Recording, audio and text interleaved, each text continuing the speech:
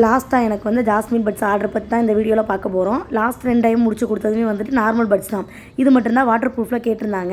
என்கிட்ட மெசேஜ் பண்ணுற நிறைய பேர் கேட்குறீங்க, நீங்கள் சொல்லிக் கொடுக்குற ஜாஸ்மின் பட்ஸ் கிளாஸில் வந்து ஓப்பன் பட்ஸ் க்ளோஸ் பட்ஸில் ரெண்டுமே எப்படி வாட்டர் ப்ரூஃப்னு சொல்லிக் கொடுப்பீங்களான்னு கேட்டிருந்தீங்க. அந்த டாபிக்ஸ் எல்லாமே உங்களுக்கு டீட்டெயிலாக கவர் ஆகுங்க. கிளாஸ் ஃபீஸ் ஜஸ்ட் 77 ரூபா மட்டும்தான்.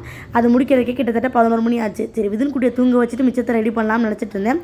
அப்போ அவன் தூங்கவே இல்லை, சுத்தமாக விளாண்டுக்கிட்டே தான் இருந்தார். சரி, அவனை தூங்க வச்சா மட்டும் தான் அடுத்த வேலை ஆகும்னு சொல்லி பார்த்தேன். அதுவும் முடியவே இல்லை. வாட்டர் ப்ரூஃபை வந்து நம்ம 2-3 மெத்தடில் வந்து ரெடி பண்ண முடியும். அந்த எல்லா ட்ரிக் அண்ட் டெக்னிக்ஸுமே உங்களுக்கு கவர் ஆகும்.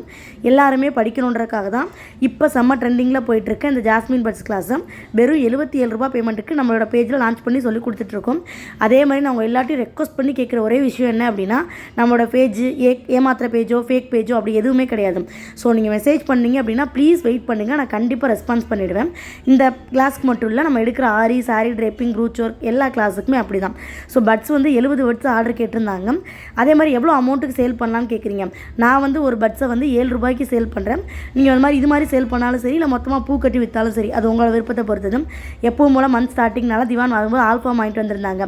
அதையும் நல்லா சாப்பிட்டுட்டு விதின் குட்டியை தூங்க வச்சுட்டு மிச்சம் ஆர்டர் எடுத்திருந்தேன். ஸோ உங்களில் யாருக்காவது ஜாஸ்மின் பட்ஸ் க்ளோஸ் படிக்கணும்னா மேலே இருக்க வாட்ஸ்அப் நம்பருக்கு மெசேஜ் பண்ணுங்கள்.